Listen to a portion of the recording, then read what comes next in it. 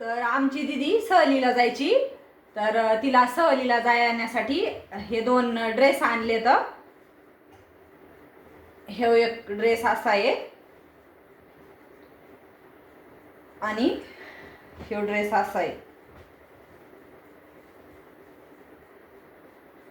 तिला सहलीला जाण्यासाठी मग 2 ड्रेस आणलेत. तर तिची तयारी चालली. काय करते बघा ती, हे बघा.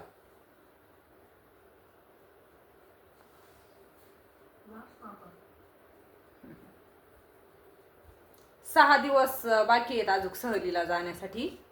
मग सहल जाणार आहे, दोघं बहीण भाऊ जाणार आहेत सहलीला. तर कसे वाटले हे ड्रेस.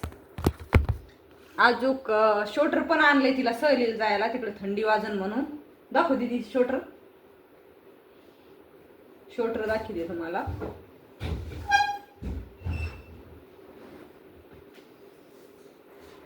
तिला हाई पहिलं, पण तिला ते आवडत नाही, त्याच्यामुळे हे नवीन आणलंय दुसरं.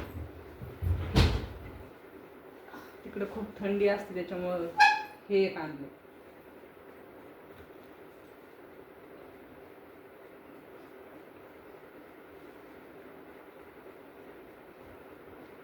आणि हर्षूला पण आणायचा आहे ड्रेस, आणि त्याला शोटर आहे.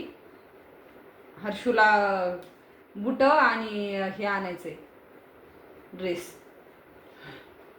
दीदी बघा कशी रागाने बघती. तिला वाटतं मग मला पण बुट आणा. सहलीला जायला दोघाला 3000 रुपये भरायचे, परत त्यांना खर्चायला 1000 रुपये द्यायचे, परत त्यांना ड्रेस ते घेऊन म्हणजे 10,000 रुपये लागते सहलीला जायला, सगळे जर धरले तर. परत खायला पण इथूनच द्यायचं करून, दुकानातून पण आणून द्यायचं काही. 10,000 रुपये त्यांच्या सहलीला लागले. तर हर्षूचा ड्रेस आणि ते आणल्यावर तुम्हाला दाखीन. आता येईन हर्षू, आम्हाला जायचंय त्याला ड्रेस आणायला. हर्षूला फक्त ड्रेसच आणायचे. दीदीने डोळे वटरल्यामुळे त्याचे बूट कॅन्सल केले आता. त्याला बूट नाही आणायचे. बूट जर आणले तर दीदीला आणावं लागते. तरी मला आणायचे. त्याला नाही आणले तरी मला आणायचे म्हणती, त्याच्यामुळे दीदीला पण नाही आणायचे आणि हर्षूला पण नाही आणायचे. हर्षूला पण शँडल आहेत आणि दीदीला पण शँडल येतं. शँडल घालून जाते मग.